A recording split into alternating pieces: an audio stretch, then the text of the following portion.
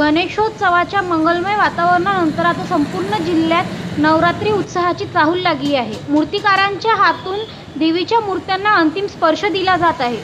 या वर्षी जिल्ह्यात तब्बल 4000 दुर्गा मूर्ती साकारल्या गेल्या आहेत। घरगुती देवी मूर्ती तयार होऊन भाविकांकडे पोहोचल्या आहेत, तर सार्वजनिक दुर्गा मंडळासाठीच्या भव्य मूर्ती अंतिम टप्प्यात आहे।